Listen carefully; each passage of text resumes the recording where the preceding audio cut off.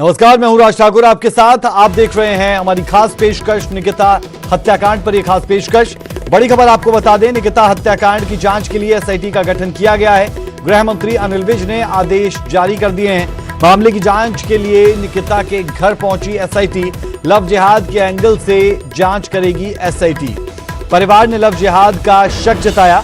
2018 में आरोपियों के खिलाफ परिवार ने शिकायत की, बाद में परिवार ने केस वापस लिया। मामले में 2 आरोपी गिरफ्तार हैं। पुलिस रिमांड पर ये दोनों आरोपी कॉलेज के बाहर निकिता की हत्या हुई। आरोपियों ने गोली मारकर इस युवती को मौत के घाट उतारा। तस्वीरें भी लगातार हम आपको दिखाते रहे हैं। और अब इस मामले में पीड़ित परिजनों से पहुंचने के लिए पहुंच रहे हैं काफी नेता, और परिजन लगातार मांग कर रहे हैं कि दोषियों को सख्त से सख्त कार्रवाई जल्द से जल्द दी जानी चाहिए। बहरहाल एसआईटी का गठन इस मामले में हो चुका है। जी हां, निकिता हत्याकांड की जांच के लिए एसआईटी का गठन कर दिया गया है। गृह मंत्री अनिल विज ने आदेश जारी किए इस बाबत। मामले की जांच के लिए निकिता के घर एसआईटी की टीम भी पहुंची है। और लगातार जो बातें की जा रही थी लव जिहाद के एंगल पर, इस पूरे के पूरे मामले को देखा जा रहा है। बहुत से सवाल यहां पर उठे कि धर्म परिवर्तन के लिए जोर बनाया जा रहा था और मामला पुराना भी रहा, लेकिन उसके बाद तकरीबन 2 से 3 साल के बाद एक मर्तबा फिर से उन युवकों ने इस लड़की पर हमला किया और अब की बार उसकी जान ले ली। के बाद पूरा देश में हड़कंप का माहौल है। जिस तरह निकिता की हत्या कर दी गई, कॉलेज से बाहर निकलते समय उसकी जिस तरह से हत्या कर दी गई, उसके बाद पूरे देश में उबाल है। और इस समय हम निकिता के घर पर मौजूद हैं। आप देख सकते हैं कि पूरी तरह से यहाँ पर लोगों का हुजूम जो है पूरी तरह से परिवार को सांत्वना देने के लिए पहुंचा हुआ है। अलग अलग पार्टियों के लोग लगातार यहाँ पहुंच रहे हैं। हमने देखा कि सुबह केंद्रीय मंत्री कृष्णपाल गुर्जर पहुंचे, तो पूर्व विधायक नगेंद्र भड़ाना यहाँ पहुंचे, और अलग अलग सोसाइटीज के लोग, अलग अलग समाज के हिस्से के लोग वो यहाँ पहुंच रहे हैं और पीड़ित परिवार जो है उसको सांत्वना देने में लगे हुए हैं। आज की बात करें तो एसआईटी की टीम ने आज से जांच शुरू की है। पीड़ित परिवार से मिलने के लिए पहुंची है और मिलने के लिए पहुंचकर बातचीत की है और बताया है कि अब वो पूछताछ करेंगे। 2 आरोपियों को पुलिस अब तक गिरफ्तार कर चुकी है। मृतका जो है उसके मामा हमारे साथ मौजूद हैं, एदल सिंह रावत, उनसे जानने की कोशिश करते हैं। सर, ये बताएं कि एसआईटी आज आई थी, क्या बात आपकी हुई और क्या एसआईटी आई थी? उन्होंने कहा जी हम ये 3 मेंबर आए थे कि हम इस एसआईटी के अंदर गठित किए गए हैं, हम आप लोगों से मिलने आए हैं, आपकी इन्वेस्टिगेशन आज हम शुरू करें, जांच शुरू करें। तो अभी तक पुलिस की जो जांच हुई है वो उसको किस तरीके से आप देखते हैं? क्या जो उन्होंने जल्दबाजी जो एफआईआर दर्ज करी थी पुलिस ने सिटी बल्लभ वालों ने, तो वो उसमें थोड़ी लापरवाही करी। वो पूरे फैक्ट्स उसमें वो पूरे फैक्ट्स नहीं लिखे, उन्होंने कुछ चीज छोड़ दी, उसमें जल्दबाजी में की। आप अब क्या कह रहे हैं? और वो एसआईटी इसलिए गठित कराई गई भाई जो इन्वेस्टिगेशन प्रॉपर होनी चाहिए, हमारी इन्वेस्टिगेशन प्रॉपर होनी चाहिए जिससे दोषियों को सजा मिल सके। अब हमें उम्मीद जागी है इस बात की, अगर मीडिया हमारे साथ है, देश हमारे साथ है, तो हमें अब उम्मीद है कि हमें पूरा न्याय मिल जाए। तो ये निकिता के मामा हैं, साफ तौर पर कह रहे हैं कि उनको पूरी तरह से आश्वासन इस बात का दिया गया है, उन्हें बाकायदा कहा गया है कि वो जितनी मांगे हैं वो उनकी पूरी कर दी गई हैं। और अब उन्हें कहीं ना कहीं ये विश्वास हो रहा है कि निकिता के जो हत्यारे हैं, निकिता को जो मारने वाले हैं, उन्हें पूरी तरह से कठोर दंड उन्हें दिया जाएगा और उन निकिता को इंसाफ मिलेगा। दीपक गौतम, न्यूज़ 18, फरीदाबाद।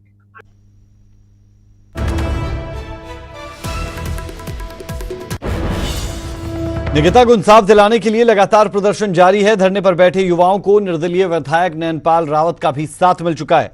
नयनपाल रावत धरना स्थल पर पहुंचे और युवाओं के साथ न्याय की मांग की।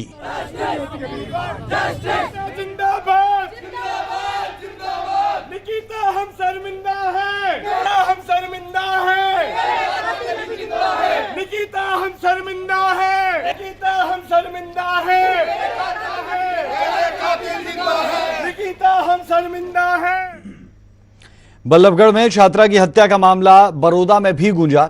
हरियाणा बीजेपी अध्यक्ष ओपी धनखड़ बल्लभगढ़ की बेटी को श्रद्धांजलि देने के लिए 2 मिनट का मौन उन्होंने रखा और मेवात के कांग्रेस नेता को भी घेरा। तो वहीं सूबे के गृह मंत्री अनिल विज ने भी दोहराया कि दोषियों को किसी कीमत पर नहीं बख्शा जाएगा।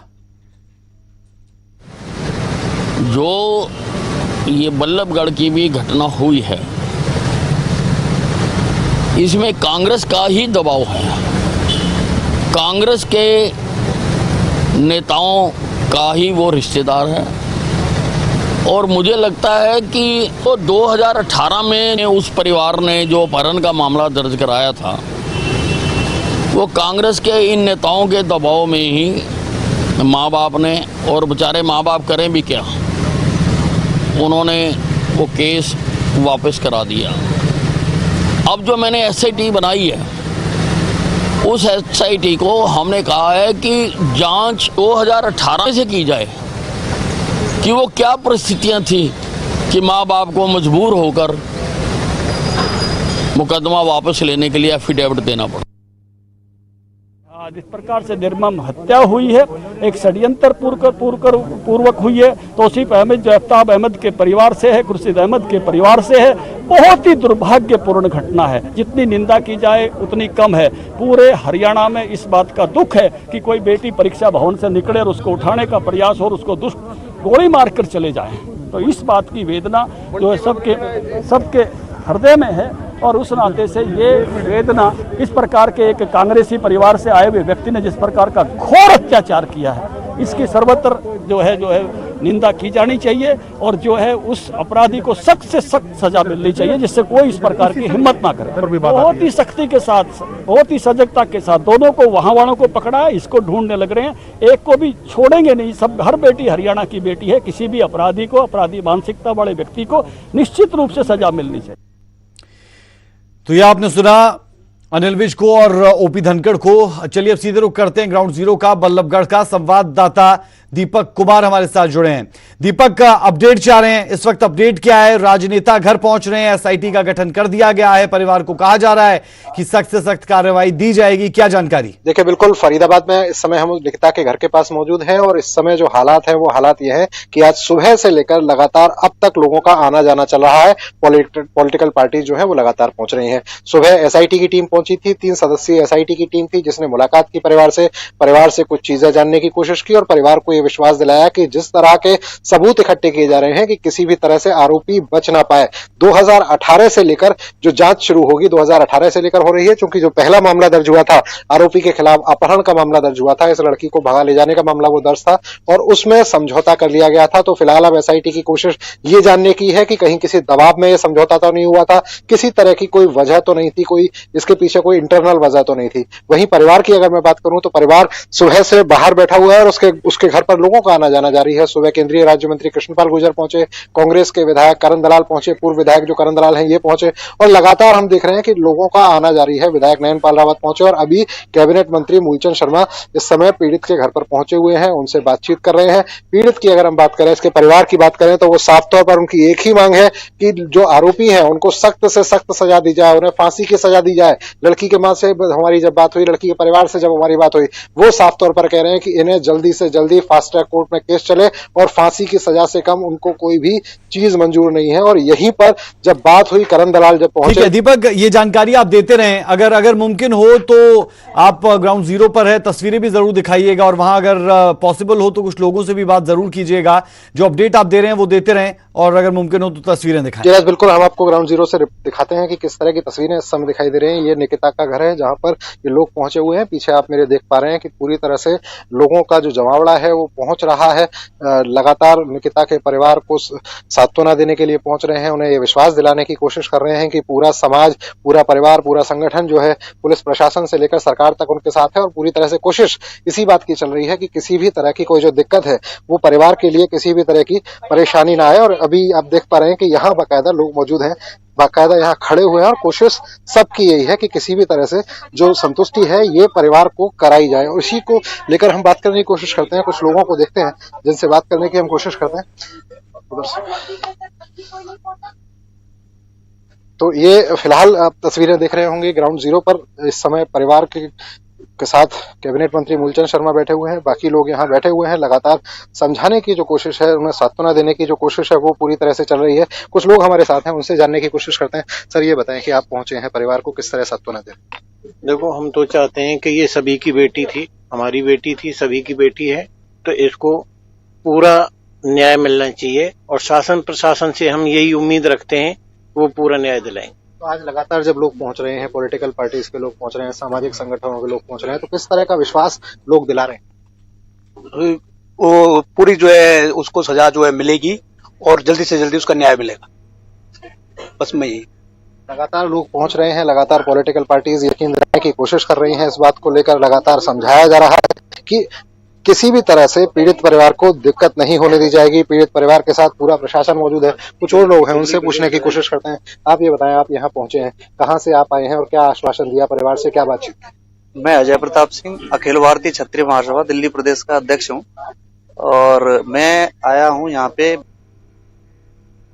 के जिहादियों ने जिस तरह से रोड पे स्कूल से निकल करके उसकी हत्या की है वो बहुत गलत है। इसमें राहुल और प्रियंका जो है अपने उनके समुदाय के ही हैं ये लोग, क्योंकि ये उसी वंश के हैं, तो इनको जो है ना आना चाहिए। यहाँ पे हम मथुरा पहुंच गए थे, यहाँ आने में ये कैबिनेट मंत्री मूलचंद शर्मा है, इनसे बात करने की कोशिश करते हैं। परिवार को आश्वासन इन्होंने दिया है और साफ तौर पर उन्हें ये कहा है, क्या कहा है परिवार से, क्या परिवार की मांग है, ये कैबिनेट मंत्री मूलचंद शर्मा से जानने की कोशिश करते हैं। सर ये बताएं कि आप पहुंचे हैं, किस तरह के आश्वासन आपने दिया है, परिवार को क्या कहा है? नहीं, जो परिवार के लोगों की जो पीड़ा थी, जो परिवार के लोगों को कल से पीड़ा थी, इस पीड़ा में भाई हमारी इस तरह से बेटी गई है, ये बेटी अपने हमारे शहर की गई। और चाहे कितना भी ताकतवर आदमी हो, चाहे रसूख वाला आदमी हो, और फरीदाबाद के लोगों को जब तक न्याय नहीं मिलेगा, SIT गठित है, फास्ट ट्रैक में केस चलेगा और सारा दूध का दूध पानी होगा। भाई सारे इसमें कौन कौन शामिल है, कौन कौन लोग हैं, इस सारे को परिवार को मैंने भरोसा दिया। लव जिहाद का मामला एंगल सामने आ रहा था, कल पूरे दिन हमने देखा कि परिवार पूरी तरह से परेशान रहा। अब दोनों आरोपियों को गिरफ्तार कर लिया है, किस तरह का विश्वास आपने दिलाया है, परिवार क्या कह रहा है? नहीं, परिवार का विश्वास है, भरोसा है। सरकार की तरफ से मैं यहाँ आया हूँ, सरकार की तरफ से मेरे विधानसभा का मामला है। परिवार के लिए जो भी परिवार के सुरक्षा है या परिवार के लिए जो भी बात कहेंगे उस बात की हम पैरवी करेंगे। सरकार की तरफ से क्या आश्वासन दिया है? भी जो कानून का भरोसा है, कोई कानून न्याय दिलाने का काम करेगा। जो SIT की बात थी, सुरक्षा की बात है, सब होती हम सर हरियाणा होम मिनिस्टर ने कहा है कि 2018 में भी एक मैटर रजिस्टर जो किया गया था वो वापस ले लिया गया था, तो एक्यूज है उसके रिलेटिव कांग्रेस ने तो दबाव में दिया। 2018 में जो भी हुआ वो तो आपको पता ही है सारी चीज, तो सारी जानकारी अब तो ये है कि भाई अब बेटी के जाने की बात है। 2018 में तो होता तो हादसा न हो। अनिल विज ने साफ तौर पर आज कहा है कि कांग्रेस का दबाव था जिसके चलते 2018 में इनको अपना केस वापस लेना पड़ा और इस वजह से अब पूरी तरह से जो जांच है वो 2018 से और अब तक की पूरी कराई जाएगी। कोशिश इस बात की कि पूरी तरह से बिटिया को न्याय मिल पाए। जो विज जी ने कहा है, होम मिनिस्टर साहब ने, बिल्कुल ठीक है। 18 से अब तक पूरी इंक्वायरी। फैमिली को क्या कोई सिक्योरिटी? बिल्कुल, जो कहेगी परिवार को जो सपोर्ट है वो देंगे। लेकिन सवाल ये उठ रहा है कि आमतौर पर अगर कोई दूसरे समुदाय के लोग होते, लोग ये आरोप ये लगा रहे हैं कि जो दूसरे समुदाय का अगर कोई होता तो अब तक राहुल गांधी, प्रियंका गांधी यहाँ आ चुके होते, लेकिन यहाँ पर अभी तक कांग्रेस की तरफ से सिर्फ करण दलाल पहुंचे और कोई नहीं पहुंचा। करण दलाल भी ये कहकर गए हैं कि राहुल गांधी और प्रियंका गांधी को आना चाहिए। आपको नहीं लगता कि ये लोग सिर्फ राजनीति करते हैं? वो परिवार जो गांधी परिवार है, उनकी सोच, उनका विचार देश से अलग है और उनको आना चाहिए। जब वहाँ हाथरस जा सकते हैं, यहाँ भी आना चाहिए। फरीदाबाद है, हाईवे पे है, नजदीक है, आधा किलोमीटर का एरिया है, आना चाहिए।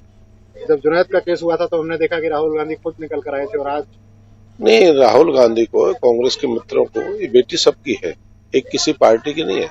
ये बेटी सबकी साझी होती है। बेटी अपने शहर की है, बेटी फरीदाबाद की। तो ये पूरी तरह से कैबिनेट मंत्री मूलचंद शर्मा को आपने सुना, उन्होंने कहा कि राहुल गांधी और प्रियंका गांधी को यहां आना चाहिए, लेकिन स्थिति ये है कि ये लोग सिर्फ राजनीति करते हैं और पूरी तरह से सरकार की ओर से कैबिनेट मंत्री मूलचंद शर्मा ने भरोसा दिया है पीड़ित परिवार को कि किसी भी तरह से न्याय में कोई कमी नहीं होने दी जाएगी। पूरी तरह से आरोपी दोनों गिरफ्तार हो चुके हैं और जल्दी से जल्दी फास्ट ट्रैक कोर्ट में ये केस चला जाएगा और जल्दी से जल्दी उनको सख्त से सख्त सजा दिलाई जाएगी। साथ ही साथ मूलचंद शर्मा ने बिल्कुल दीपक, बेहद शुक्रिया इस तमाम जानकारी के लिए। और आपने कैबिनेट मंत्री को भी यहां पर सुना और उसके साथ साथ उन लोगों को भी सुना जो यहां पर परिवार को ढांढस बंधाने के लिए पहुंचे हैं। तो ये एक ऐसा मामला जिसने सबकी रूह कपा कर रख दी है। एक लड़की जिसे दिन दोपहर में सरेआम सिर पर गोली मारकर मौत के घाट उतार दिया गया।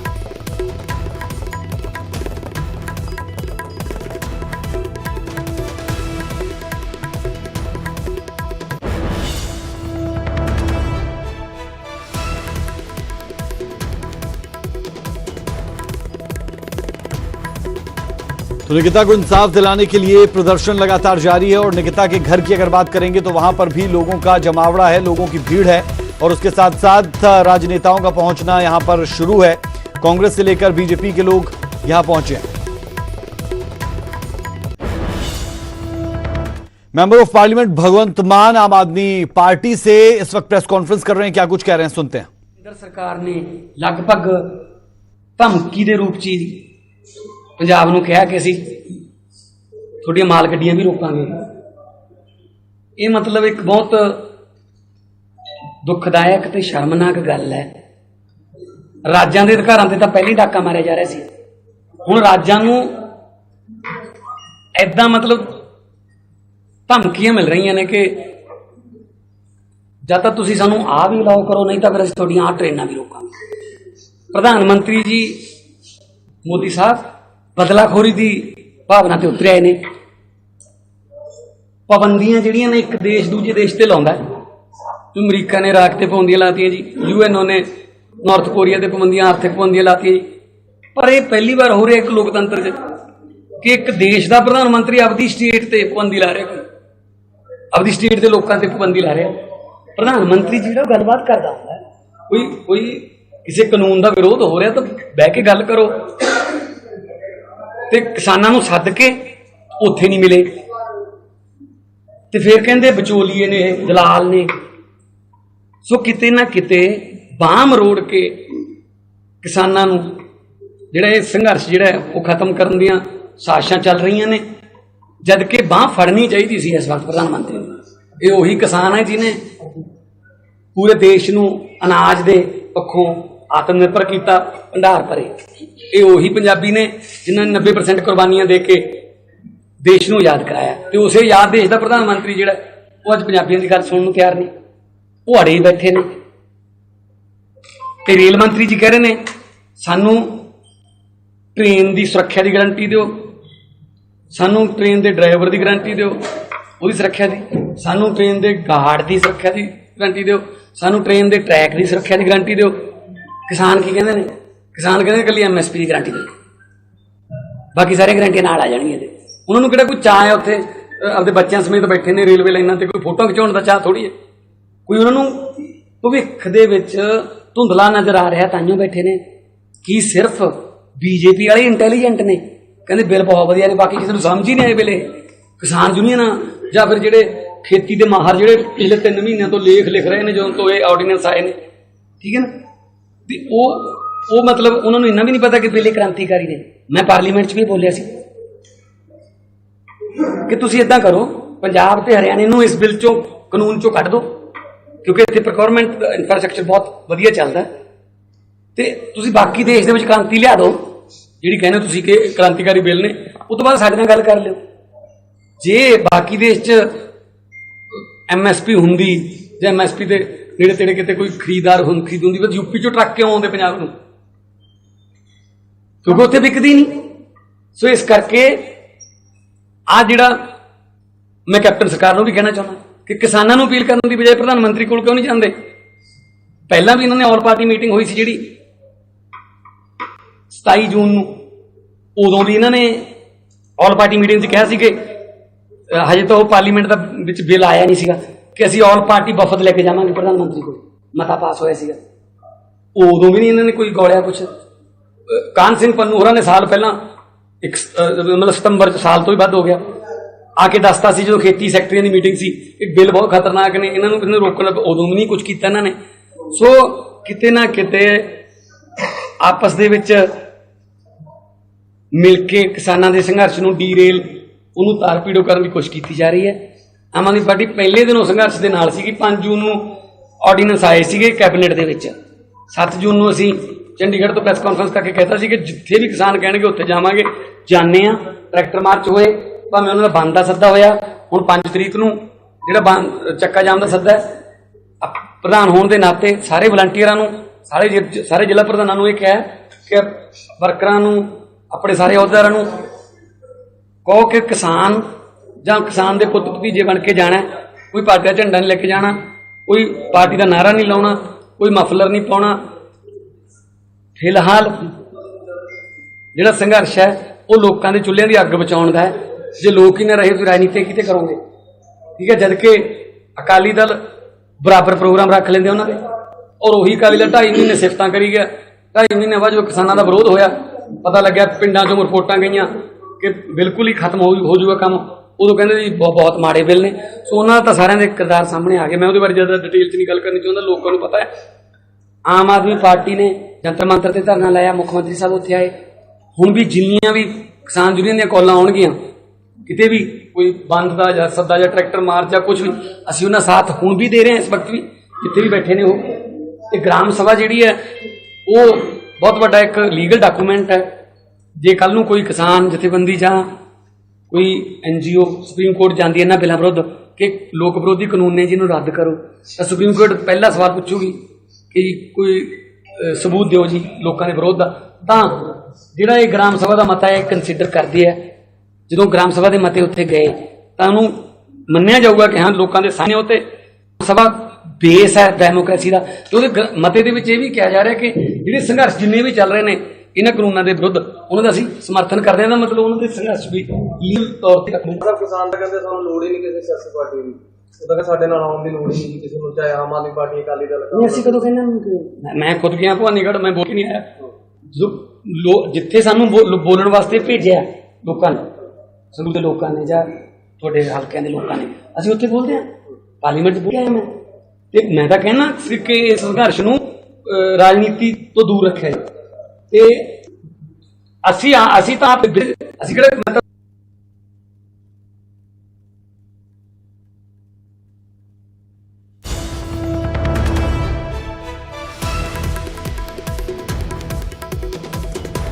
तो आप सुन रहे थे आम आदमी पार्टी के नेता भगवंत मान को, मेंबर ऑफ पार्लियामेंट भी है और सीधे तौर पर केंद्र सरकार पर हमलावर थे।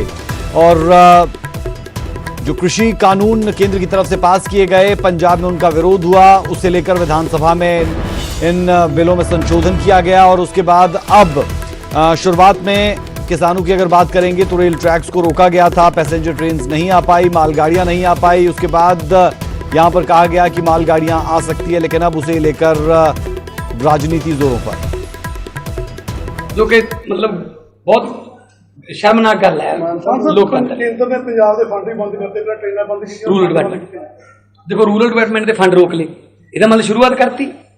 ਉਹ रूरल डिवेलपमेंट फंड है ना ਜਿਹੜਾ, ਉਹੀ ਤਾਂ ਮੰਡੀ ਹੈ, ਉਹੀ ਤਾਂ ਪੈਸਾ ਆਉਂਦਾ ਹੈ, ਠੀਕ ਹੈ ਨਾ। तो मतलब ਸਿੱਧੀ ਜੀ ਗੱਲ ਹੈ ਕਿ ਉਹ ਪੰਜਾਬ ਨੂੰ ਹੌਲੀ ਹੌਲੀ ਦੇਸ਼ ਨਾਲੋਂ ਕੱਟੀ ਜਾਂਦੇ ਨੇ।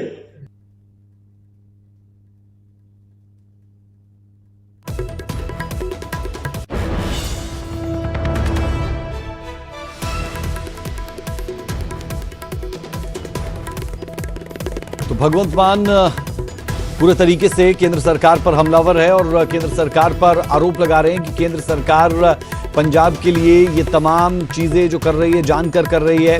और रूरल डेवलपमेंट फंड रोकने का भी सीधा आरोप लगाया गया है। और उसके साथ साथ बहुत से मसलों पर भगवंत मान ने सरकार को घेरा है। और सरकार को घेरने के साथ साथ हम देख रहे हैं क्योंकि मुख्य विपक्षी दल आम आदमी पार्टी पंजाब में है, सरकार पर भी लगातार हमलावर है। अगली खबर का रुख करेंगे और बात करेंगे बड़ौदा उपचुनाव की। बड़ौदा उपचुनाव का रणक्षेत्र सज चुका है और योद्धा भी पूरी तरह से तैयार है। जाट बाहुल इस क्षेत्र में कांग्रेस प्रत्याशी के अलावा इनेलो का प्रत्याशी भी जाट बिरादरी से ही है। किसी समय में इनेलो का गढ़ कहे जाने वाले बड़ौदा में प्रचार की कमान खुद पार्टी सुप्रीमो ओम प्रकाश चौटाला ने संभाली है। ओपी चौटाला के प्रचार के लिए विशेष रथ तैयार किया गया जिसमें सवार होकर ओपी चौटाला प्रचार करते हैं। इस मौके पर ओपी चौटाला से बात की हमारे संवाददाता मनोज कुमार ने। बड़ौदा उपचुनाव की तैयारियां चल रही हैं, हर पार्टी प्रचार प्रसार में लगी है। और इस बीच हरियाणा के पूर्व मुख्यमंत्री और इनेलो के कद्दावर नेता ओम प्रकाश चौटाला भी प्रचार कर रहे हैं। गांव-गांव जाकर वो प्रचार प्रसार कर रहे हैं अपनी पार्टी के उम्मीदवार के लिए। और उनके लिए एक विशेष बस तैयार की गई है, हम इसे रथ भी कह सकते हैं। ओम प्रकाश चौटाला की इस बस में हम सवार होंगे, उनसे बातचीत करेंगे और जानेंगे कि बड़ौदा हल्के की जनता इस बार क्या चाहती है और किस तरीके से वो मतदाताओं से अपील कर रहे हैं। कल साहब अब चलते हुए हम बात करेंगे। सर, किस तरीके से आपके प्रचार प्रसार का जो दौरा है वो रहता है, कितने गांव कवर करते हैं आप रोजाना? 9-10 गांव में रोज चला जाता हूँ। सर ये बताइए कि बड़ौदा विधानसभा सीट का ये उपचुनाव है, हरियाणा के राजनीति के लिए इसकी क्या अहमियत है, उसके क्या प्रभाव पड़ेंगे, इस चुनावी यहाँ का जो परिणाम रहेगा उसका? आज हरियाणा प्रदेश में कोई सरकार नहीं है, लुटेरों का एक गिरोह है जो दोनों हाथों से प्रदेश की जनता को लूट रहा है और आम नागरिक के लिए इस प्रकार के काम करते हैं जिससे वो लोग परेशान हो रहे हैं। सर 2005 तक आपकी पार्टी के अलावा यहाँ कोई नहीं था, सिर्फ और सिर्फ इंडियन नेशनल लोकदल यहाँ से जीतती आई थी, लेकिन उसके बाद से फिर कांग्रेस ने सीट पर कब्जा जमाया, पिछले 3 चुनाव वो जीते हैं। क्या लगता है कि वो जो स्वर्णिम दौर था इनेलो का फिर से लौटेगा, और कैसे पुराना जो आपका मतदाता है उसको पार्टी से जोड़ेंगे? सर आज आम आदमी की जबान पे है और प्रत्यक्ष में प्रमाण की जरूरत नहीं। अब लोगों के दिमाग में एक बात बैठ गई कि जितनी भी सरकारें बनी हैं उनमें सबसे बढ़िया सरकार जो थी वो इंडियन नेशनल लोकदल पार्टी की ही थी। मुझे याद है आपने हाल ही में कहा था कि बड़ौदा विधानसभा सीट का जो चुनाव का रिजल्ट होगा इससे प्रदेश में मध्यावधि चुनाव का रास्ता खुलेगा और सरकार गिर सकती है। ऐसा क्यों लगता है सर? क्योंकि सरकार, बीजेपी कहती है ना इससे सरकार बन रही है ना बिगड़ रही है। ऐसा इसलिए लग रहा है कि इंडियन नेशनल लोकदल पार्टी का प्रत्याशी जब यहाँ से भारी मतों से विजयी होगा तो सत्ता पक्ष के साथ जुड़े हुए